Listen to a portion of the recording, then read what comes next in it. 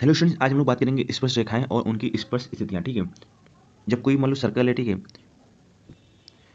कोई सर्कल है दूसरी दूसरे सर्कल को टच कर रहा है, ठीक है, इसको यहाँ टच कर रहा है ये, तो इस कंडीशन में इसकी स्पर्श रेखाएं कितनी होंगी ये हम लोग बात करेंगे। और उसको इंटरनली टच करता है तो इसकी डिस्टेंस क्या होगी। देखो जब कभी उसको क्या होगा, एक्सटर्नली टच करेगा तो उसकी स्पर्श रेखाएं एक तो ये हो जाएगी, दूसरी हमारी ये हो जाएगी और तीसरी हमारी ये हो जाएगी। तो यहाँ से ये कॉन्सेप्ट समझ में आया कि उसकी स्पर्श रेखा कितनी हो जाएंगी, 3। तो मैक्सिमम जो कॉमन टेंजेंट हो सकती हैं वो कितनी हो जाएंगी, 3। ये चीज़ क्लियर होगी।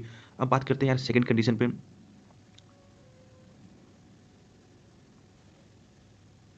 ठीक है, जब क्या करेगा वो उसको इंटरनली टच करेगा। इंटरनली टच करने का मतलब क्या है, ये इस पॉइंट पे, ठीक है, तो यहाँ से केवल एक ही कॉमन टेंजेंट खींची जा सकती है। तो इसका मतलब क्या हो गया, जब इंटरनली टच करेगा तो उसकी कॉमन टेंजेंट कितनी होगी, केवल एक होगी। ये चीज़ आपको क्लियर होगी और याद रखिए कि जब अंदर रहेगा सर्कल के अंदर तो उसके अंदर कोई भी कॉमन टेंजेंट नहीं होगी, जीरो।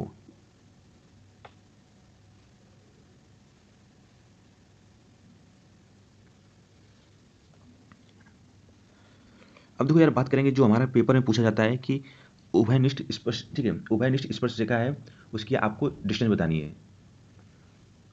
और जब इसी कंडीशन तब है जब आपके क्या है, वृत्त स्पर्श नहीं कर रहे हैं। देखो एक ऐसे उभयनिष्ठ स्पर्श रेखा जाएगी, दूसरी हमारी ये ऐसे जाएगी और तीसरी हमारी इस पॉइंट को टच करते हुए ऐसे जाएगी, ठीक है, और चौथी यहाँ से जाएगी।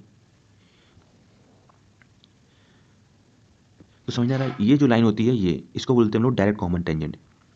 ठीक है, ये दो लाइनें इनको बोलते हैं हम लोग डायरेक्ट कॉमन टेंजेंट।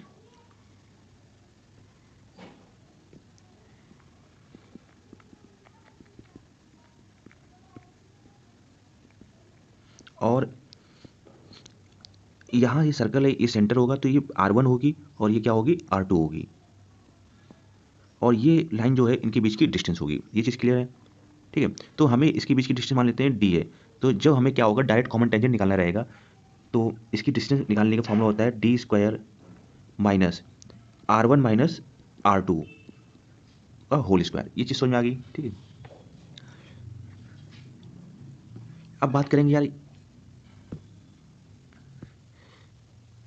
अब हम लोग बात करेंगे इसकी ट्रांसवर्स कॉमन टेंजेंट, जिसको ये बोलती है, ये लाइन है इसकी ट्रांसवर्स कॉमन टेंजेंट है, ठीक है। तो अब ये ट्रांसवर्स कॉमन टेंजेंट है, ये लाइन है, तो अब इसको निकालने का फॉर्मूला क्या होगा। तो ट्रांसवर्स कॉमन टेंजेंट निकालने का जो फॉर्मूला होता है, बस कुछ नहीं होता है, मैं इसको टी बोल रहा हूँ, ठीक है। तो D² सेम रहेगा, माइनस ये भी सेम रहेगा, बस यहाँ पर ये माइनस R1 माइनस R2 है, वहाँ पर R1 प्लस R2 हो जाएगा, ठीक है।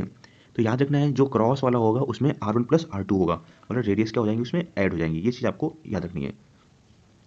तो उम्मीद है कि कॉन्सेप्ट आपको क्लियर हो गया होगा। नेक्स्ट कॉन्सेप्ट बात करते हैं, इन्हीं कॉन्सेप्ट का थोड़ा सा आगे विस्तार है, ठीक है। अभी पेपर में आपसे ये बोल देगा, दो सर्कल हैं एक दूसरे के, ठीक है, सेंटर से होकर निकल रहे हैं, सॉरी एक मिनट, सेंटर से होकर निकल रहे हैं, मतलब कहने का मतलब ये है, जैसे ये पॉइंट, ठीक है, ये सेंटर हो गया C1 और ये सेंटर हो गया हमारा C2, ठीक है। तो इस कंडीशन पे आपका जो कॉमन टेंजेंट होगी उसके फॉर्मूले क्या होंगे। देखो एक मिनट यार, तो यहाँ से ये हमारी क्या हो जाएगी, रेडियस हो जाएगी, और ये भी क्या हो जाएगी, रेडियस, ठीक है। और इनके बीच की डिस्टेंस आपको पता है ये D कहलाती है, और ये हो गई इनके बीच की उभयनिष्ठ, ठीक है, कॉर्ड। इसको बोलते हैं उभयनिष्ठ कॉर्ड या कॉमन कॉर्ड। तो इसको कुछ मान लिया पॉइंट AB, C1 C2 हो गया, ठीक है। तो AB की अगर लंबाई निकालनी है तो अपने को कुछ नहीं करना है, बस √3/2 इंटू रेडियस कर लेनी है।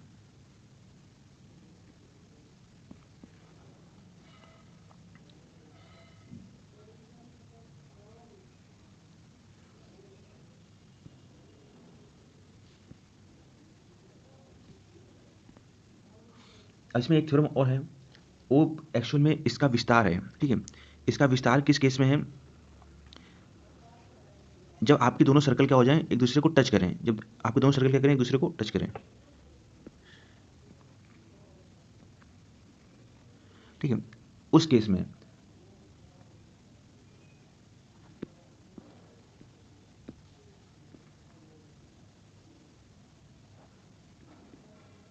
डायरेक्ट कॉमन टेंजेंट, ठीक है, डायरेक्ट कॉमन टेंजेंट की लंबाई निकालना।